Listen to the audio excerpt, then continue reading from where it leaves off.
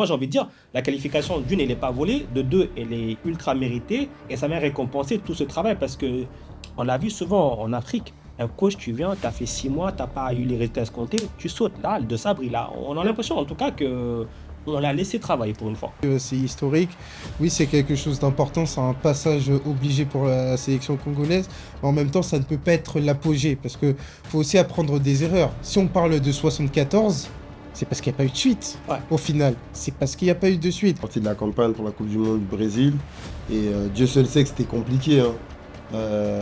Les places elles étaient chères. Aujourd'hui avec ce format-là, ça laisse aussi plus d'opportunités à se qualifier. Mais c'est vrai que ça faisait longtemps. Imagine-toi que même la Jamaïque était présente en 98. Là, c'est clair, maintenant, il faut instaurer une régularité. Je pense qu'on peut regarder toutes les équipes africaines dans les yeux. Le potentiel des RDC, il n'y a plus de débat dessus. Ça fait des années qu'on dit que le potentiel est là. Alors peut-être que Passy ou Berto, c'est pas Bono, c'est pas Mendy, mais c'est un gardien qui rassure. Mbemba, c'est ton patron en défense. Et puis surtout, il y a la complémentarité avec Twanzebe maintenant qui a été trouvé. Bon, on rappelle les adversaires. Portugal, Colombie, Ouzbékistan. D'ailleurs, Colombie, ce match-là, il va être capital parce qu'on va jouer au Mexique. Bah, dans le même stade. Je voulais venir. Le stade a été baptisé. Colombie sera à domicile.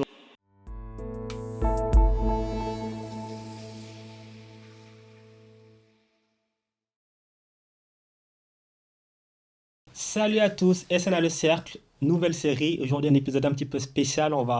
Il y aura beaucoup de sourires. Il y aura beaucoup de sourires parce que on a assisté à un moment d'histoire il y a quelques jours ou quelques semaines de cela. 52 ans d'histoire se sont déroulés et puis il y a cette qualification historique dans la RDC pour la Coupe du Monde. On va forcément revenir dessus parce que je pense qu'il y aura beaucoup de choses à dire. Donc il y aura un fort accent congolais aujourd'hui sur le plateau. On n'est pas en format débat, on n'est pas en format invité, mais on est en format discussion. Je pense qu'il y aura quand même beaucoup de choses à dire. Et pour m'accompagner, j'ai choisi des spécialistes, hein. Franchement, la crème de la crème, vous allez voir. Déjà, Ruben Lopez de Léopard Leader Foot. Bonjour Ruben. Bonjour à tous. Ravi de t'avoir à nouveau parmi nous. Ça faisait longtemps qu'on ne s'était pas vu. Exactement. Très longtemps, les années ont passé. C'est vrai. Mais bon, écoute, on se retrouve en Coupe du Monde tous les deux. Donc, Magnifique. c'est parfait. Elton Mokolo aussi, que vous connaissez. Salut Elton. Salut Mansour, salut à tous. T'as aussi un grand sourire. Évidemment, grand sourire, c'était quelque chose d'historique de vivre ça. Enfin, maintenant, 74, un petit frère. C'est surtout ça. Un vrai petit frère. Bien Un petit grand. frère. C'est clair ce que je veux dire, petit, pas si petit que ça. Et enfin, Distel Zola, ancien léopard, qui est avec nous. Bonjour Distel. Bonjour Mansour. Ça doit faire quelque chose quand même de voir ses petits frères, justement, pour le coup, aller décrocher cette qualification. Ouais, exactement, c'est un aboutissement, la concrétisation d'un travail de longue haleine. Et aujourd'hui, je suis très content qu'on puisse retrouver à la phase finale de la Coupe du Monde après tant d'années. Après tant d'années, parce que ça n'a pas été facile, on va le rappeler, il y a eu la phase de groupe qui était compliquée, Exact. il y a eu les barrages, Afrique d'abord, ensuite les barrages intercontinentaux, on ne se rend pas compte, mais en fait, c'est un parcours du combattant. D'ailleurs, toi, Ruben, tu étais à Guadalajara, au Mexique, pour suivre ce match, on va dire historique, parce que pour moi, en tout cas, je pense qu'il est historique. Oui. Déjà, comment est-ce que c'était là-bas sur place? Comment c'était la préparation, l'ambiance Alors, on a senti très rapidement que c'était une ambiance spéciale. Ouais. Parce que les joueurs étaient vraiment à huis clos. Ça a été un peu relayé par quelques médias. Pendant très très longtemps, ils étaient à huis clos. Ils ont fait même un match de préparation où vraiment il n'y a rien qui a découlé. C'était vraiment fermé. On sentait qu'il y avait quelque chose de spécial. Les joueurs et surtout le staff voulaient que les joueurs préparent cette rencontre du mieux possible. Et ça a été assez spécial jusqu'à ce qu'on rentre dans le protocole FIFA avec les entraînements ouverts à la presse et autres. Mais au début, c'était vraiment assez particulier. On sentait qu'il vraiment, il y avait une atmosphère un peu de finale où vraiment les joueurs voulaient être dans leur coin et rien ne s'est filtré. Toi, Dessel, est-ce que tu avais des trucs avec les joueurs? Parce que est-ce que vous échangez, ils te disaient quoi? Un peu tendu ou tranquille? Ouais, non, c'était la concentration, hein. Et je pense que l'équipe, elle est arrivée dans une dynamique où elle sort du parcours de la Coupe d'Afrique, quand même, il faut le préciser. Et puis ses éliminatoires pour la Coupe du Monde, en éliminant le Cameroun et puis le Nigeria successivement. Donc il y avait une confiance. Et je pense que le coach, il a été stratège en protégeant son groupe et en travaillant dans cette dynamique positive. Parce que pour se qualifier dans ce genre de compétition, c'est pas que le talent ou l'état d'esprit, c'est l'alchimie de toutes ces composantes qui font qu'à un moment donné, on arrive à passer, que ce soit dans la difficulté. Mais voilà, le match contre la Jamaïque, c'était un match serré, Ouais. mais ça s'est joué sur un coup de pied arrêté, sur des détails. Et je pense que le fait aussi que l'équipe elle est partie bien avant se préparer au Mexique, avec les conditions atmosphériques, tu sais, tu es en altitude, tout ça, il fallait aussi s'adapter. Et franchement, chapeau à eux, hein. Bravo. D'ailleurs, tu disais que c'était un match serré. Moi, il y a un truc qui m'a frappé. Je pensais déjà, et le match l'a prouvé, que je voyais les RDC supérieurs à la Jamaïque. Mais je sais pas, j'ai senti beaucoup de crispation. Je sais pas, par exemple, toi, Elton, comment tu l'as senti, mais j'ai senti beaucoup de crispation. Peut-être la peur, en fait, parce qu'on se dit, ben, on sort des barrages d'Afrique, on s'est tapé le Nigeria, le Cameroun, qui sont quand même, voilà, c'est pas des petits. La Jamaïque, bon, c'est pas des petits non plus, mais tu te dis, j'ai fait le plus, entre guillemets, le plus dur. Et là, j'arrive à la Jamaïque, qui, je sais pas, avant de dire, il y avait le pied qui tremblait. Ouais, c'est une combinaison de plusieurs facteurs parce qu'il faut pas oublier qu'il y a le but refusé au début qui peut C'est dire vrai. ça peut aider la République démocratique du Congo. Mais déjà, tu fais face à un adversaire décomplexé qui a joué un match officiel avant toi, puisqu'ils avaient joué contre la Nouvelle-Calédonie. Deux, ce statut de favori, on le sait très bien du côté de la République démocratique du Congo, c'est pas le meilleur des statuts. On avait eu l'exemple en janvier dernier sur un match contre le Bénin. On disait oui, le Bénin arrivait avec de nombreux absents. Premier match à 13 h, ça termine à 1-0. Et 3, le poids historique. C'est un match qui était très important. C'est un match qui arrivait au terme d'un marathon, et je dis bien d'un marathon, de 3 ans. Parce qu'il ne faut pas oublier que les éliminatoires ont démarré en 2023. C'est pas aligné comme sur le calendrier européen, où C'est par vrai. exemple l'équipe de France a commencé sa campagne éliminatoire au mois de septembre 2025. Donc tout ça, cet aboutissement, cette idée de se dire qu'il y avait un dernier but, un dernier match à aller chercher, tout ça, ça a pu jouer. Et bon, maintenant, on va parler sincèrement. Dites-moi, ce match, vous l'avez vu. Bon, toi, tu étais au stade. C'est encore différent. Franchement, vous l'avez vécu comment déjà? Il était tard. Pour toi, c'était un bon créneau Ah, horaire nous, parce que tu es en c'était. direct. C'était top. Déjà, nous, c'était tard. Honnêtement, je vais pas vous mentir. Moi, je me suis dit, tout ça pour ça. Franchement, le match, il était pas beau. Non, c'est La clair. vérité. C'est clair, c'est clair. Je pense que surtout, nous, au stade, pendant un moment, c'est surtout dit purée, pas les petits au but. Ouais. C'est surtout ça, je pense que le gros truc, c'était si on voit tir au but, on s'est dit ça va être chaud. Même si on a battu le Nigeria au tir au but et on était un peu confiant, mais on voulait pas.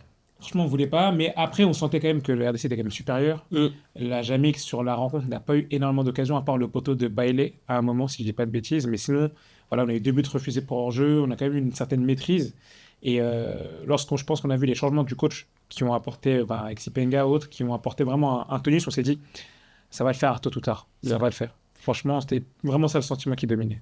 Je sais pas si vous avez vu, il y a une vidéo où ils vont suivre le match chez Elton pour la qualification historique. Et à un moment donné, t'es pas serein. Évidemment, évidemment, oui, oui. Tu fais référence quand je mets un coup de pied sur le coussin. Ouais. Ouais, mais bon, ça c'était. Après, C'est là, l'émotion. on en rigole, mais c'est vrai que sur le moment, c'était surtout parce que en première période, tu as le sentiment de déjouer, parce que c'est un match faux rythme. Et quand c'est un match faux rythme, c'est beaucoup plus aléatoire pour l'équipe qui est favorite. Par contre, en seconde période, on a vu quand la République démocratique du Congo, à la faveur notamment de ces changements, a été mieux. T'étais beaucoup plus serein. Mais encore une fois, tu repars dans une autre dynamique à partir du moment où il y a le 1-0 Ouais. et que là, tu dois défendre ton score. Tu commences à envisager le scénario catastrophe, là, partout. Tu repenses au fait que tu étais au stade avec Boulbina, tout ça. T'as un mélange d'émotions. Donc, c'est pour ça, oui, au final, il y a le soulagement. Toi, Distel, toi qui as joué dans cette équipe, comment est-ce qu'on gère justement ce genre de match? L'avant-match, le pendant, parce qu'au début, c'est pas facile. Après, il y a le déclic, ce but de Twanzebe 1-0. Puis après, la gestion du 1-0, justement, du score. Ouais, bah, dans ce genre de match, vraiment le plus important, c'est la gestion du stress, des temps forts et des temps faibles. Et je pense que bah, l'équipe de la RDC, elle a mûri sur ce côté-là, avec des joueurs qui jouent dans leurs clubs respectifs, dans des grands championnats. Et je pense que c'est cette richesse qui fait qu'aujourd'hui, on est passé. Et moi, je m'attendais à un match très difficile, Mm. parce qu'à ce niveau-là de la compétition, il n'y a pas de match facile, même si sur le papier, bien évidemment, on est favori par rapport à la Jamaïque. Mais je savais aussi que ça allait jouer sur un coup de pied arrêté, et je l'avais prédit, et ça est arrivé, le but de Touanzebe. Donc à ce niveau-là de la compétition, c'est les détails. Et plus on va rentrer dans la compétition, dans la Coupe du Monde, plus ça va se jouer à des détails, à un marquage, à la condition physique aussi, à cette gestion du stress, au changement. Donc c'est tout ça. Et je pense qu'aujourd'hui, la RDC, elle est armée pour quand même faire quelque chose dans cette Coupe du Monde, pour représenter valablement le pays. Et puis surtout, il y a une dynamique parce que les RDC, Bon, on va en parler un petit peu parce que on sort de l'époque Hector Cooper. Il y a eu deux sables qui arrivent, je te vois déjà. On va en parler, on va en parler. Il y a eu deux sables qui arrivent. Euh, il y a la quatrième place, CAN en Côte d'Ivoire. Ça continue. Éliminatoire CAN, éliminatoire Coupe du Monde. La Coupe du Monde, franchement, avec le Sénégal, ça joue à peu de choses. Ça se joue vraiment à peu de choses. Barrage. Euh, avant la CAN au Maroc, tu as barrage donc Cameroun, Maroc. Tu as la CAN, je veux dire, ouais, comme tu l'as dit, en fait, ces 3 ans, ça a été long, mais quelque part, c'est ça qui crée. Il y a un groupe qui s'est créé, une dynamique qui s'est créée. Et moi, j'ai envie de dire, la qualification, d'une, elle n'est pas volée. De deux, elle est ultra méritée. Et ça m'a récompensé tout ce travail parce que on l'a vu souvent en Afrique. Un coach, tu viens, tu as fait 6 mois, tu n'as pas eu les résultats escomptés, tu sautes. Là, le De Sabre, on a l'impression en tout cas que on l'a laissé travailler pour une fois. Pour moi, il y a trois mots Ouais. qu'on peut mettre pour qualifier les 3, 4 dernières années de la République démocratique du Congo. C'est projet, tu l'as évoqué, avoir de la continuité avec le même sélectionneur qui est engagé théoriquement jusqu'en 2029. Dynamique, parce que à partir du moment où il y a eu cette Coupe d'Afrique des Nations, ça n'a pas été entre guillemets un coup d'épée dans l'eau, une performance, et derrière, il y a eu des performances qui ont décliné, et compétitivité. Moi, c'est la première fois que je vois la République démocratique du Congo depuis, sur ce cycle-là, jouer autant de matchs à enjeu, Ah, on joue, à fort enjeu, c'est ça. avec à chaque fois le fait de jouer ton destin, que ce soit contre le Sénégal, que ce soit contre le Cameroun, que ce soit contre le Nigeria, et même la coupe d'Afrique des Nations contre l'Algérie, et enfin tu termines par la Jamaïque. Tout ça sur une courte période. Et ça t'apprend quoi? Ça t'apprend justement à apprendre ces fameux matchs où il y a de la forte pression, notamment pour des joueurs qui vont être amenés justement à encore le revivre. Et ça, c'est bien pour avoir, pour le moyen long terme, s'éduquer dans la haute compétition. Tu voulais dire un truc, Ruben, non? Non, mais je pense que, comme a dit Atem, c'est projet. Le Ouais. coach, il est arrivé, l'objectif, c'était la Coupe du Monde. Se qualifier enfin la RDC à la Coupe du Monde.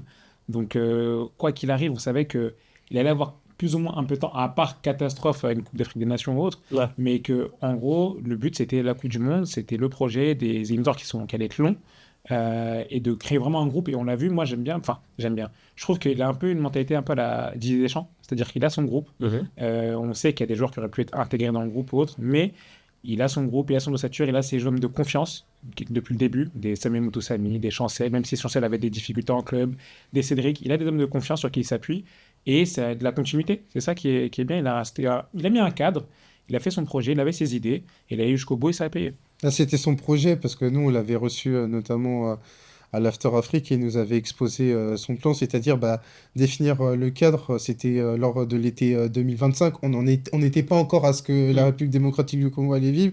L'idée, c'était vraiment de dessiner un cadre avec une ossature, créer notamment cette colonne vertébrale. Et à côté de ça, des joueurs qui allaient grandir. Et on peut dire c'est ce qui s'est passé parce que du côté de Sébastien Dessart, en plus de la colonne vertébrale, tu as réussi justement à gagner pour moi des joueurs qui ont réussi à se greffer dans cette dynamique. Mais ça paiera d'autres joueurs par la suite. Mais on y reviendra plus tard. Euh, Tout à l'heure, je parlais d'Hector Cooper. Toi, Distel, tu es justement de la génération où c'était, on va dire, un peu plus compliqué. Là, on a l'impression que pour la RDC, quand ils sont en regroupement, je dirais pas tout roule, mais c'est plus facile. Toi, à ton époque, c'était comment déjà? Bah déjà, pour enchérir les propos de, Ruben? de Ruben et Ayrton. Ayrton, à l'époque, c'est vrai que c'était pas facile. Et moi, pendant la période là où il y a la fin d'Hector Cooper, j'y étais au Maroc. Et le soir à l'hôtel, je vois que c'était vraiment le chaos total, quoi. Pour te dire, il y avait l'image où tout le monde était dans son coin. Et c'est là que le ministre Serge Condé, il a nommé des arbres. Personne ne le connaissait. Et en fait, le résultat de cette qualification, je pense que c'est tous les échecs que depuis ce temps, la sélection elle a subi, de se relever malgré les critiques, malgré les difficultés. Et pour donner un peu un exemple, des arbres, ça fait 3 ans qu'il est coach En de place. l'équipe, mais on a vu 3 ministres des Sports qui sont passés. Serge Condé, Kaboulot et maintenant Boudimou. Donc pour dire la longévité et la confiance qu'il a eue pour mettre en place son équipe. Donc je pense que c'est bien, et il faut vraiment être dans ces projets-là de vision, de voir loin, pour laisser aussi aux sélectionneurs et aux joueurs de s'adapter et de pouvoir faire du résultat parce que il faut laisser du temps en fait. C'est ce que je voulais dire parce que souvent, comme tu l'as dit en Afrique, c'est dès que tu n'as pas les résultats, bah, dès que tu n'as pas atteint l'objectif, par exemple, qualif CAN. Après, il faut dire aussi qu'il a atteint les objectifs parce qu'il Toujours, avait ouais, déjà pour l'instant. l'objectif de se qualifier pour la CAN, il l'a fait. Et là, pour la Coupe du Monde, donc il continue et il a la confiance. Donc, je lui souhaite bonne chance que ça continue encore et encore et encore, qu'on puisse voir éclore aussi des joueurs locaux dans notre équipe nationale parce que c'est important. On va pas que parler des binationaux, c'est bien, nous. Moi, je fais partie aussi de ce cru-là. J'ai eu la chance d'être formé à Monaco, Mm. d'avoir des installations pour passer professionnel. Mais il est vrai qu'il y a certains joueurs qui sont au pays.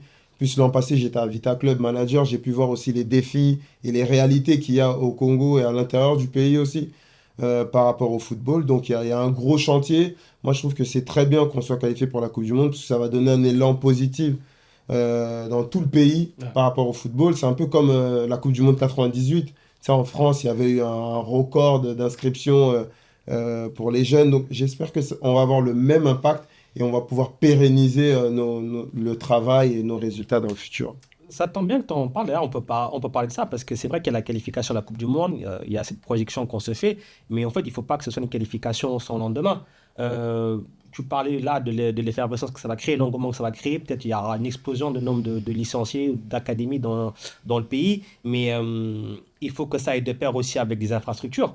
Des infrastructures sportives qui a un vrai accompagnement. Là, on parle, mais le stade des Martyrs, il n'est pas homologué encore à l'heure actuelle. D'ailleurs, j'ai l'impression que tous les 6 mois, il est homologué, il perd son homologation. Est-ce que c'est pas le moment de se dire, bon, on rase tout, on fait un nouveau stade moderne et puis on passe à autre chose voir par exemple, en compétition interclub, Ligue des Champions, CAF ou Coupe de la CAF, les clubs qui sont obligés d'aller jouer à Lubumbashi, des choses comme ça. Est-ce que c'est pas là aussi justement le moment de se dire, bon, on est sur un temps fort, on est sur une bonne dynamique, il faut aussi que le pays en profite et les talents locaux comme l'a dit Distel. Ah, mais ça a toujours été le problème. Ouais. Ça, c'est sûr. Le plan local, il y a un gros chantier à faire, même le championnat.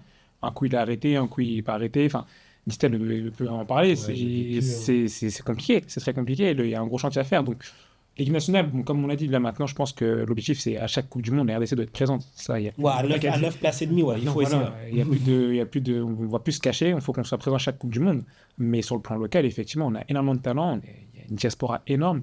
Enfin, je veux dire, on a de quoi faire pour... Et je pense qu'il faut qu'on prenne conscience que sur le plan local, il y a des talents incroyables qu'on doit former, le football qu'on doit structurer, qui va nous permettre de continuer à avoir des générations de joueurs qui arrivent. On l'a vu auparavant avec des rooms, avec des trésors ou autres, qui nous ont fait rêver. Et c'était des joueurs locaux. Et C'est je vrai. pense qu'on a largement de quoi faire pour trouver d'autres talents avec les équipes d'âge aussi jeunes aussi. On n'en parle pas souvent, mais les équipes d'âge aussi jeunes, il faut qu'on continue à construire. Je sais que certains font de bonnes choses comme Christopher Walembo ou autres depuis des années, mais il faut continuer, il ne faut pas lâcher. Parce qu'en plus, c'est vrai qu'il y a beaucoup d'anciens internationaux qui sont partis s'installer en RDC. Il y a 2 jours, je parlais avec Erita Ilunga, qui me disait qu'il est là-bas maintenant. Christophe Walembo que tu as cité. Donc, ça montre vraiment qu'il y a quand même des gens qui sont repartis au pays, qui sont partis s'installer, qui sont en train de mener des projets. Parce que je le vois venir le truc, hein, c'est que la Coupe du Monde, moi, je le sais d'expérience, ça attire les binationaux. Tous ceux qui hésitaient se vont se dire, ouais, avant, ouais, l'RDC, je sais pas trop, j'ai pas envie là. Coupe du Monde, en plus États-Unis, exposition maximale, ça va attirer les gens.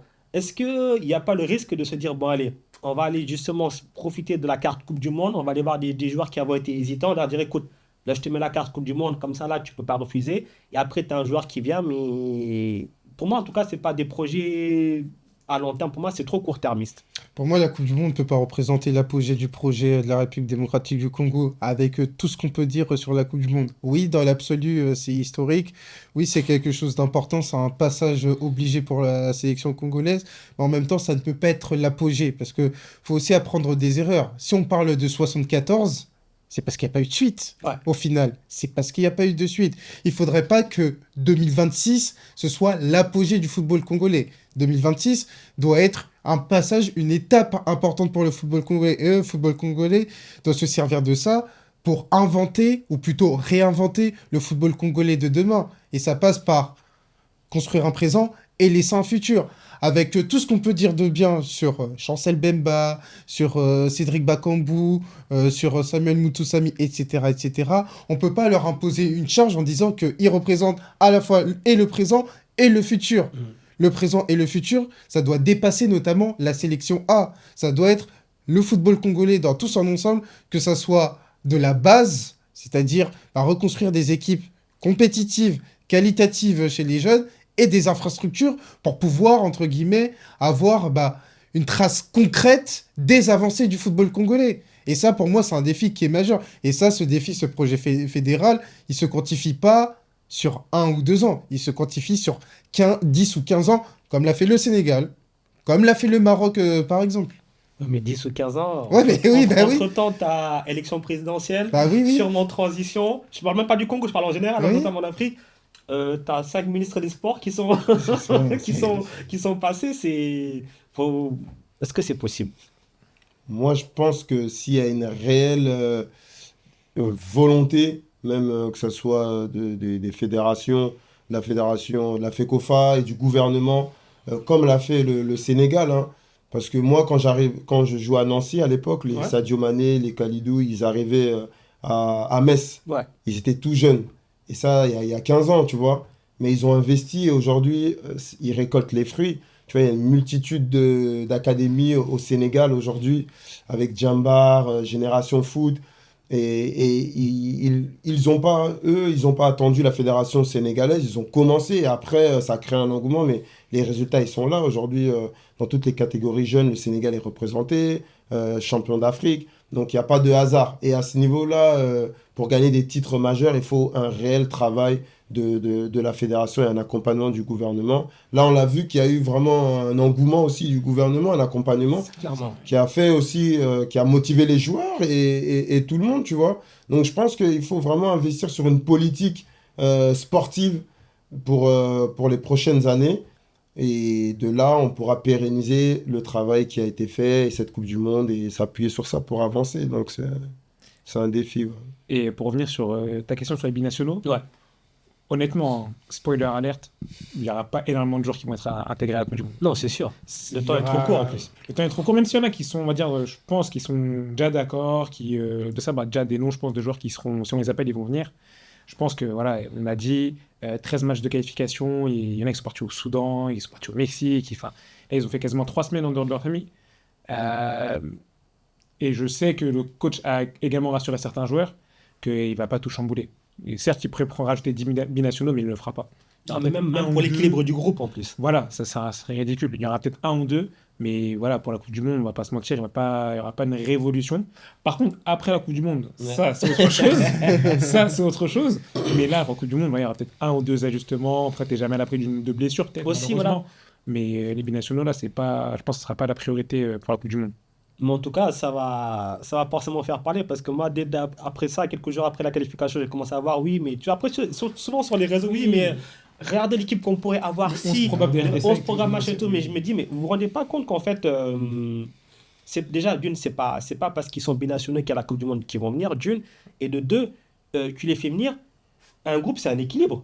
Toi, tu as été en section, tu sais ce que c'est, tu as joué, un groupe, c'est un équilibre. Je veux dire, si demain, juste sous prétexte que tu t'es qualifié pour la Coupe du Monde, tu fais venir 4, 5, 6 nouveaux joueurs qui n'ont pas fait de qualification, qui arrivent juste parce qu'entre guillemets, ils ont le statut de binational. Quel message tu envoies aux joueurs qui étaient là, qui sont battus? Tu dis, écoute, c'est bien, tu as fait des qualifications. Comme tu dis, tu es allé te battre au Soudan, tu es allé te battre là-bas, machin, aux 4 coins de l'Afrique. Et quand tu joues à 14h, 35 degrés, pelouse haute, c'est difficile. Et là, on te dit, ok, ben, c'est pas grave, tu as fait les qualifications, mets-toi de côté, mais celui qui va aller jouer la Coupe du Monde, c'est fragile dans un équilibre, pour l'équipe d'un groupe d'avoir ces politiques-là. Ah, bien sûr, hein. Et là, le coach, il a son rôle. Le rôle, il est important. En tout cas, moi, je pense que je ne suis pas contre d'intégrer des joueurs qui peuvent être des plus-values. Mais il est vrai, peut-être après la Coupe du Monde, déjà, il faut laisser le noyau, rajouter 1 ou 2 éléments. Mais après, il faut vraiment... Pour moi, je pense que c'est vrai que pour tout le peuple congolais, c'est 52 ans après, c'est le Graal. Ouais. Mais en tant qu'expert, technicien, moi, je me dis, en fait, que c'est une étape maintenant et il faut continuer dans la next step. Et la next step, ce serait de pouvoir attirer, grâce à cette Coupe du Monde, des joueurs qui vont ramener une réelle plus-value dans le groupe. Donc c'est ça. Des binationaux qui vont ramener une plus-value et aussi des joueurs locaux qui vont se révéler et vraiment créer cette alchimie-là. Et je pense qu'on va être encore plus fort. Ouais. Et puis, encore une fois, c'est un groupe qui capitalise sur un cycle qui est positif, qui est important et qui reste fragile. Parce que à l'échelle du football de sélection, ça reste un cycle qui reste court. Et moi, ce qui me plaît dans ce groupe, dans cette sélection, c'est que c'est une équipe, ça peut paraître fou, mais qui a des cicatrices. Qui a des cicatrices parce qu'il y a eu des moments de joie, comme il y a eu des moments importants, des défaites. Je veux dire, il y a eu la Côte d'Ivoire, la défaite en demi-finale. Il y a eu la défaite contre le Sénégal, qui t'a préparé pour les barrages africains, où tu as réussi à battre et le Cameroun et le Nigeria au tir au but. Il y a eu cette défaite contre l'Algérie, qui t'a préparé pour aller gagner contre la Jamaïque. Tout ça, ça a tissé des liens. Ça veut dire qu'il ne faut pas seulement se souvenir que des moments de joie, il faut aussi se souvenir des moments de défaite, où tu as des moments de doute, et qui renforcent notamment la dynamique d'un groupe. Et à l'intérieur même de ce groupe, il y a des joueurs qui ont évolué dans leur statut. Je veux dire, Lionel Passy, à un moment donné, après sa grave blessure, il n'était plus gardien titulaire. Il a fallu qu'il cravache, il a fallu qu'il travaille.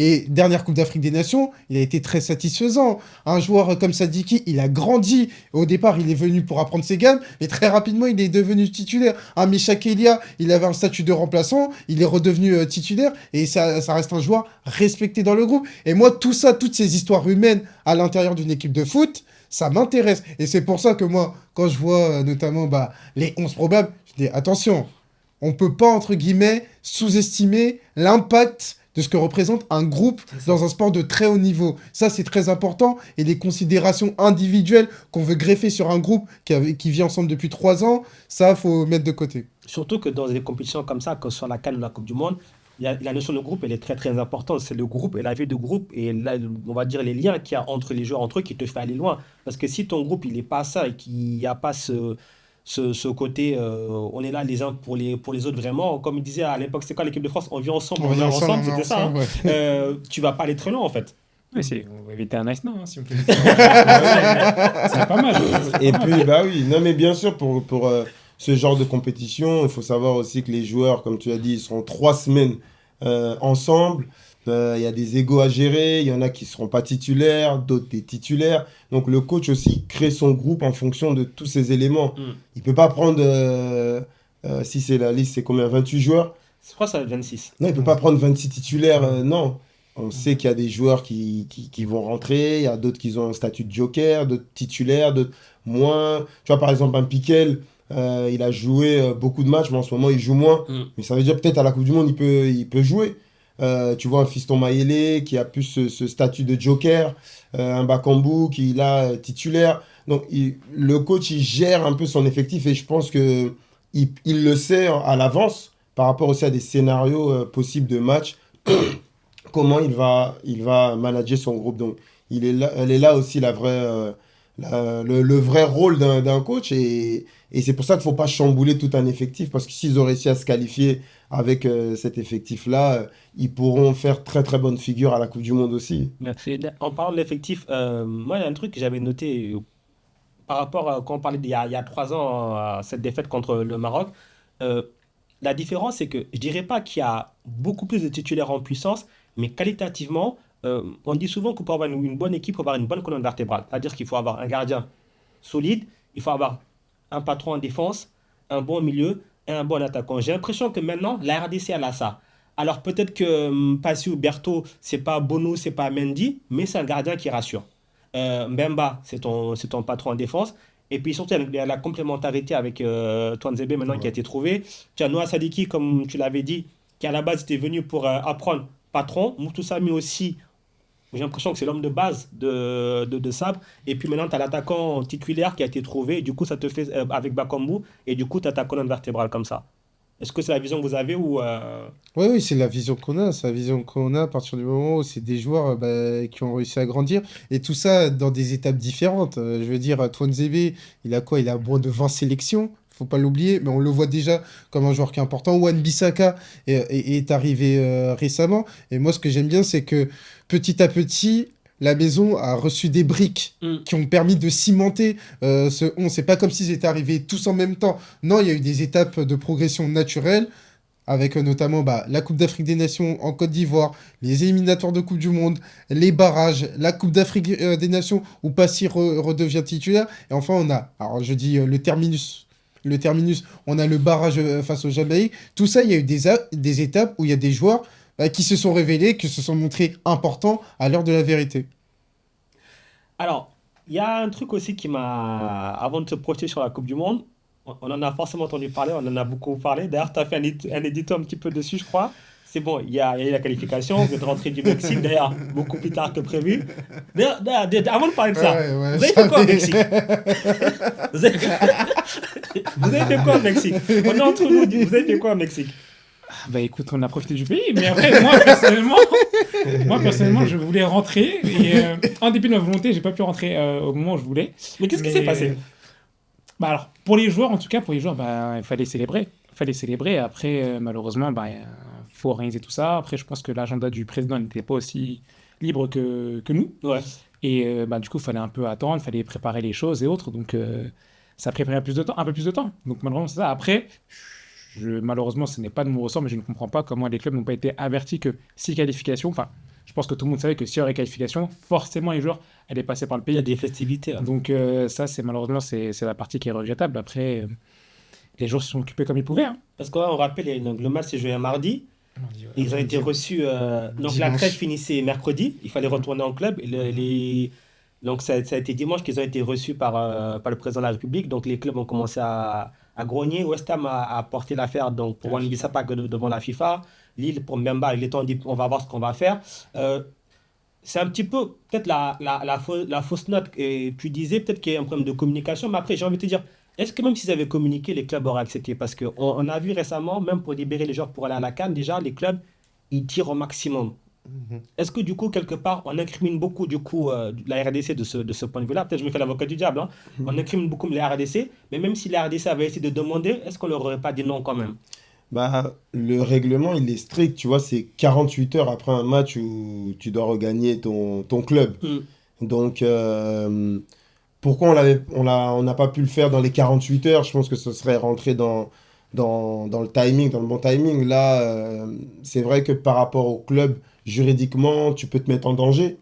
Quand tu vas en équipe nationale, c'est ce que j'ai envie de dire, la Coupe du Monde, bien sûr que tu vas la jouer, mais après, tu retournes dans ton club. Toujours. Ouais. Donc, c'est ton club qui te paye, qui te rémunère et avec qui ça te permet de t'entraîner tous les jours pour être performant. Donc, je pense qu'il y a eu un petit problème de timing, mais cela n'empêche, c'était historique aussi d'aller au pays et d'être reçu, d'avoir l'honneur qu'ils ont reçu parce qu'ils ont travaillé pendant toutes ces années pour avoir cette récompense.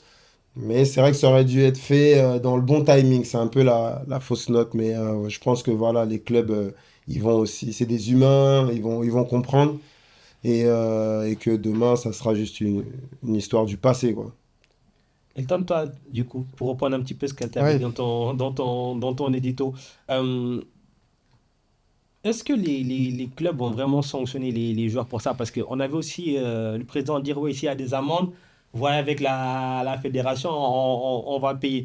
J'ai l'impression que, du coup, en fait, toute cette partie un petit peu polémique entre le retour tardif, les possibles amendes, ça a un petit peu terni le tableau parce que les réjouissances, les festivités, c'était top. Oui, elles étaient top, elles étaient historiques, mais par rapport à la séquence, c'était une erreur. C'est une erreur, pourquoi? Parce que faut comprendre que les clubs sont des partenaires dans l'absolu, pas des adversaires. Parce qu'au final, ceux qui risquent d'être des victimes collatérales de tout ça, ce sont les joueurs. Et pourquoi je dis ça? Je pense que s'il n'y a pas ces brassons dans les 48 heures, ça aurait été aussi possible d'organiser ça sur le prochain rassemblement. Parce que là, ce qui va entraîner, il peut entraîner des représailles. Parce que au final, quand on regarde les clubs, notamment West Ham avec Wan-Bissaka, le Real Betis avec Bakambu, West Ham avait un match très important dans sa saison, quart de finale de Coupe d'Angleterre, avec Wan-Bissaka qui est un élément qui est fondamental. Il n'est pas là. West Ham est éliminé. Je ne dis pas qu'avec Wan-Bissaka, il se serait qualifié, mais je pense qu'il se serait donné plus de chances. De la même manière, le Real Betis joue un quart de finale de Coupe d'Europe. C'est la première fois, enfin tout du moins en Coupe UEFA, depuis très très longtemps, face à Braga. Alors oui, ils ont fait que match nul. Ce que je veux dire par là, c'est que moi, je me base souvent notamment dans les émissions, pour que le passeport congolais soit de plus en plus important, reconnu dans le football mondial, dans le football européen. Ça passe par des transferts type Yohan Wissa, Noah Sadiki. Et pour que ce passeport congolais soit de plus en plus reconnu, il faut qu'il soit valorisé, il faut qu'il soit reconnu à travers les clubs. Et tout ça, ça peut entraîner des représailles, manière de dire que, voilà, sur des joueurs comme ça, je fais aujourd'hui un club de manière rationnelle, de manière pragmatique, il voit ça, à savoir des joueurs qui peuvent être, et qui ne viennent pas au bout de 48 heures, il peut aussi se dire, moi, j'ai pas envie de recruter un joueur en sachant que cette sélection peut être capable de faire ça. Les clubs et les sélections, et moi je dis ça notamment pour les clubs qui parfois libèrent tardivement les joueurs, Voilà. ça reste de l'absolu des partenaires, parce que je ne voudrais pas que à l'occasion du rassemblement pour la Coupe du Monde, ces mêmes clubs qui ont vécu ça, et libèrent tardivement ces joueurs qui peuvent arriver à court de forme sur ce qui va être le trophée, enfin la compétition la plus importante des dernières années pour la République démocratique du Congo. Donc c'est pour ça qu'on est sur un cercle qui peut être à la fois vertueux, mais aussi vicieux si on est dans « Ah, tu m'as fait ça, comme à la cour d'école, et ben je vais te faire la même chose. » Non, ça fait tâche. Franchement, ça fait tâche parce que on a, comme Elton l'a dit, en fait, il y a malheureusement dans la tête des gens, ça va être bon, ben les joueurs congolais, ça peut être un peu n'importe quoi, quoi. Le président ou le côté politique ou la fédération passe au-dessus des clubs et autres. Et c'est vrai que ça peut faire tâche, il peut y avoir des représailles. Et même s'il n'y aura pas vraiment de représailles, dans l'idée des gens et dans l'inconscient, ça peut laisser une mauvaise tâche et une mauvaise image. Mais après, je pense que malheureusement, aujourd'hui, on va essayer de. Ça arrive qu'une fois, donc normalement, la prochaine communication. Ça devrait je pense qu'ils ont compris. Non, là, ça sera bon. À part si on gagne la Coupe du Monde, mais je pense que Ça voilà. sera un acquis. Mais non, je pense que voilà, j'espère que ça va être l'histoire ancienne et qu'on va pas, comment dire, raccourcir les joueurs congolais juste à cette époque. Ouais, évidemment, oui. Parce que, après, il y a aussi un autre truc, c'est des détracteurs qui disent, bon, ils ont fêté comme si la Coupe du Monde était déjà passée. Mais en fait, c'est ma lecture des choses, il faut aussi voir le poids historique. Ça oui, ça oui. En fait, c'est pas une équipe qui s'est qualifiée il y a 4 ans qui vient fêter, c'est une équipe, il y a toute une génération, un petit peu plus, qui n'a jamais connu la Coupe du Monde, qui ne sait pas ce que c'est que de se qualifier une Coupe du Monde. Moi, je me souviens, Sénégal 2002, j'étais jeune, mais quand on s'est qualifié en Coupe du Monde, jour férié, hein. Jour férié, la fête. Donc, il faut aussi peut-être que les gens se rendent compte que pour les peut-être nations européennes, sud-américaines, se qualifier en Coupe du Monde, mais forcément, c'est facile, c'est leur pain quotidien parce qu'elles ont beaucoup de places, il y a tout ce qu'il faut.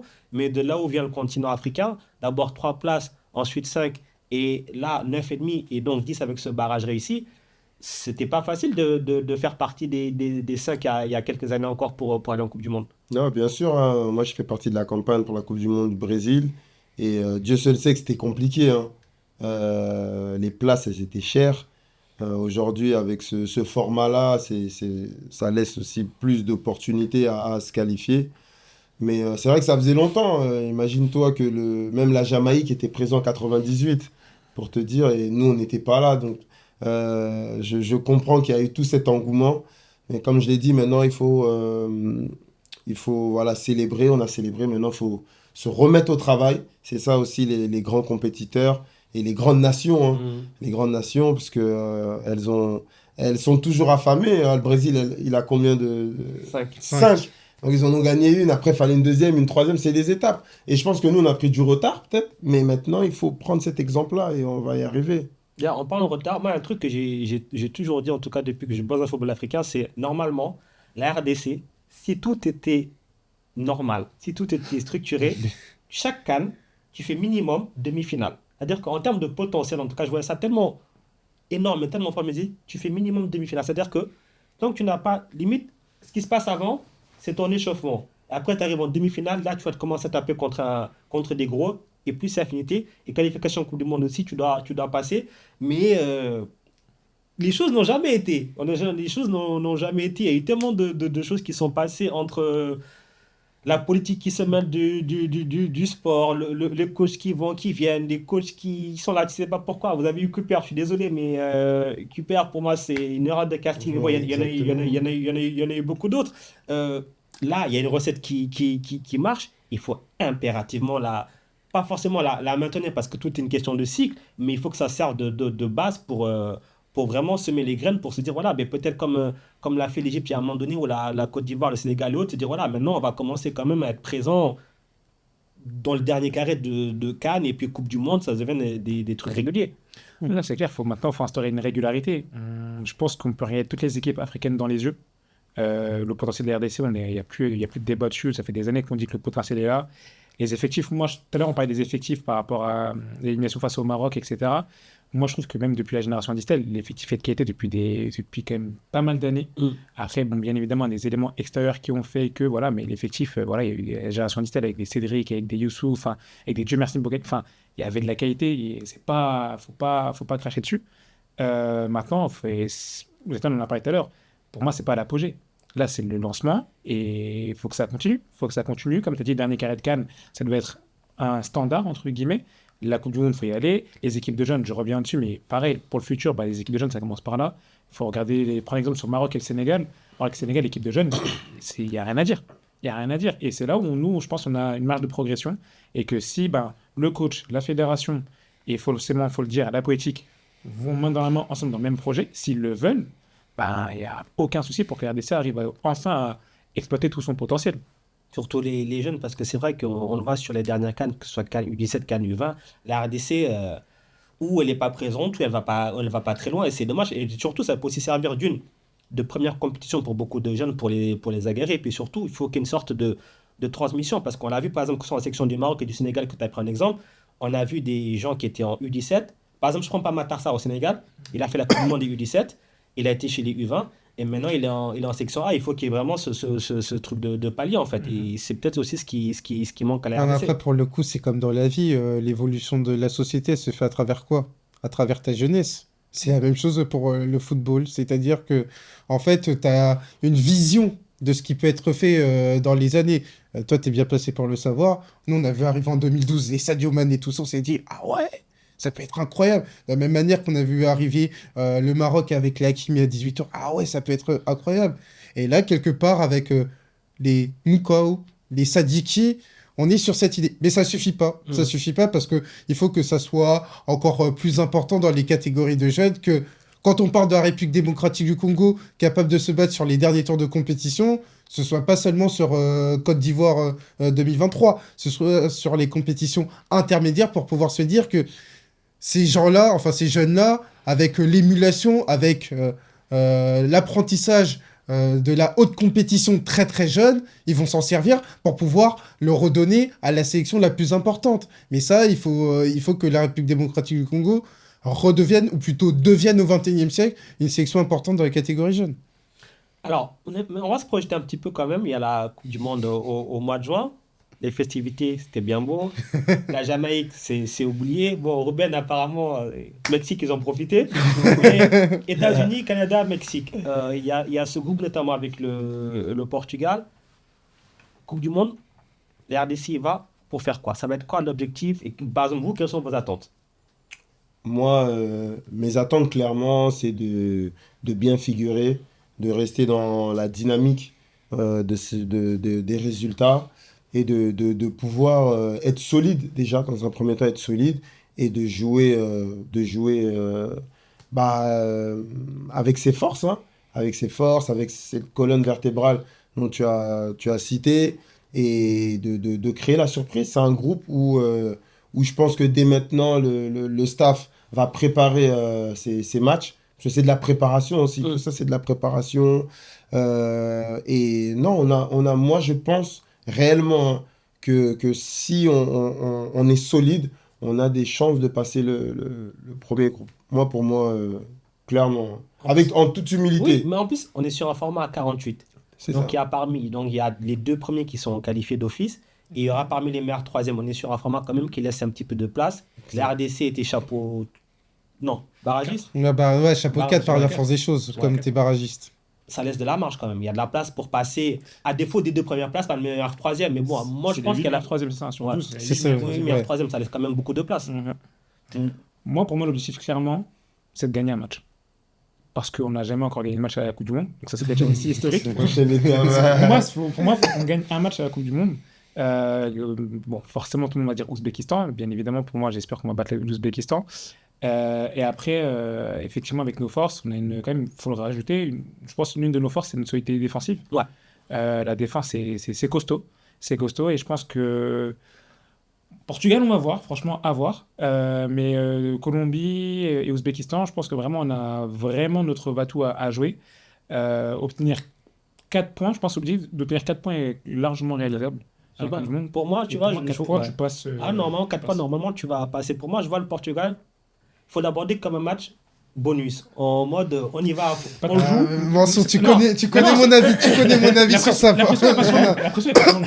Non, tu connais mon avis sur ça parce que là, pour le coup, la République démocratique du Congo, autant on a parlé du match contre la Jamaïque avec un statut de favori, pas facile à aborder, mais autant là, ils arrivent avec le meilleur habit possible. Ils adorent cet habit d'outsider. C'est l'histoire notamment de la République démocratique du Congo de Sébastien Dessart, à savoir que t'es l'empêcheur de tourner en rond. N'oublions pas le Maroc 2022, qui a été le premier justement à créer des problèmes au Maroc. C'est la République démocratique du Congo sur ce fameux deuxième match où là, sur le continent africain, alors vous voyez le Maroc fort, on a commencé à se dire, il y a peut-être du pétrole à aller chercher du côté du Maroc. Et ça, c'est l'histoire de la République démocratique du Congo. Aller chercher un match nul à Dakar, quand bien même tu as été largement dominé, mais dans les dernières Tu minutes... fais le résultat. Mais tu fais le résultat, c'est l'histoire de la République démocratique du Congo, tout du moins de Sébastien Dessart.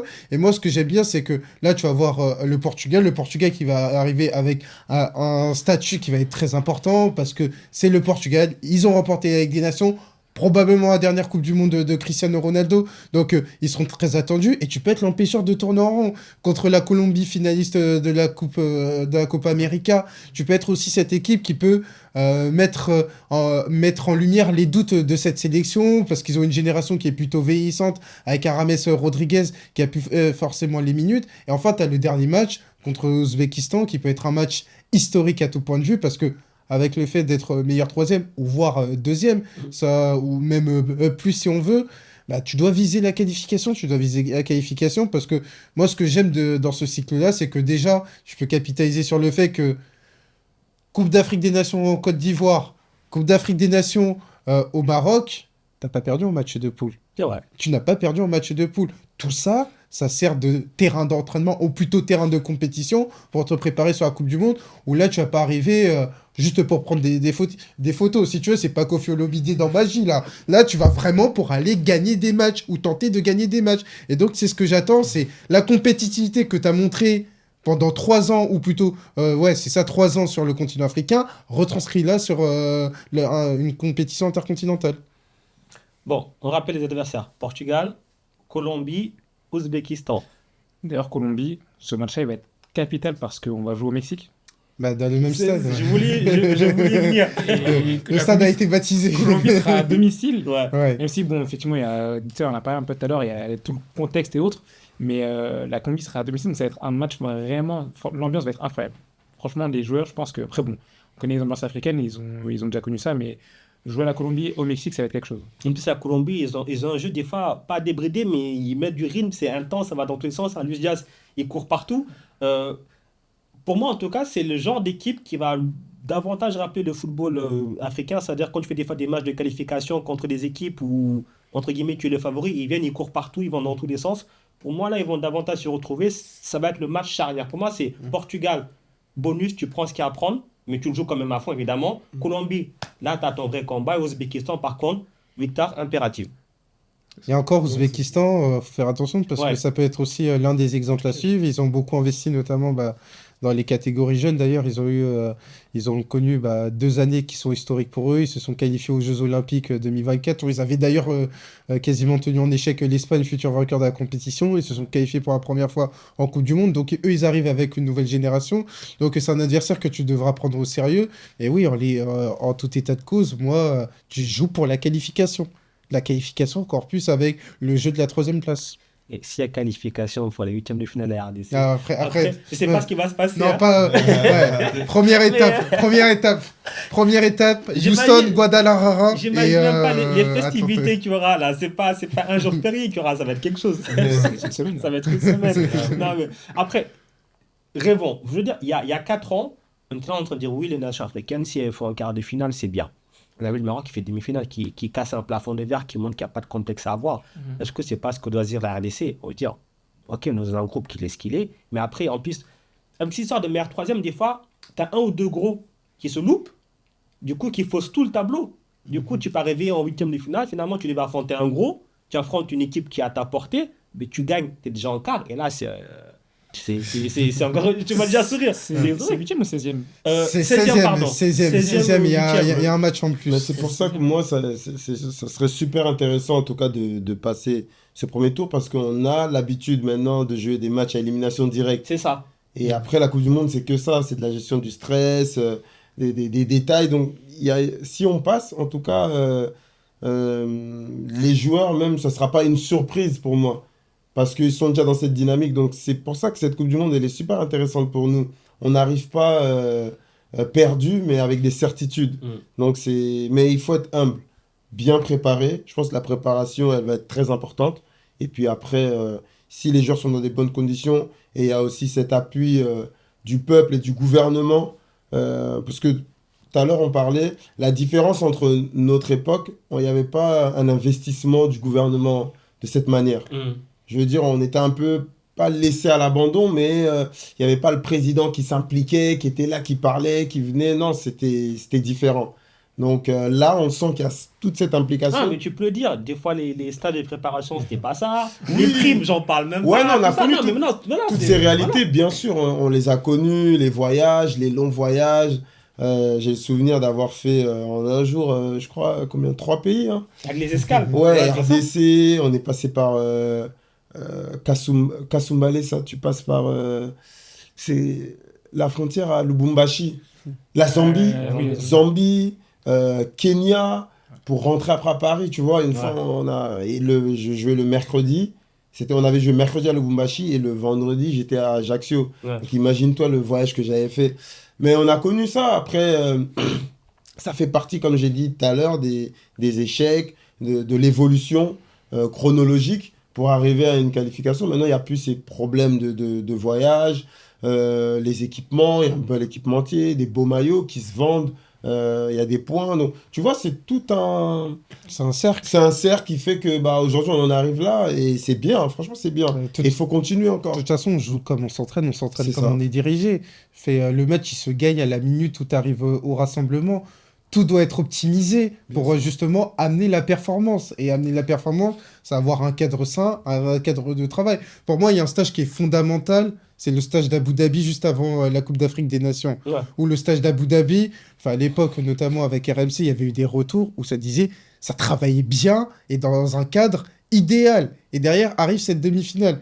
Et ça a été pour moi, la vision, ça a été l'exemple à suivre sur le fait que dans la qualité de la préparation, ça avait une influence positive sur ce que tu pouvais amener en match. Et je pense que forcément, bah, Sébastien Desabre, encore plus avec un statut renforcé, parce que derrière, il a été nommé sélectionneur manager, il s'est appuyé notamment sur cette idée que le match, il se gagne pas au moment des îles. Non, le match, il se gagne au moment où ils arrivent dans le rassemblement avec les équipements de la République démocratique du Congo et qu'il faut construire la performance petit à petit.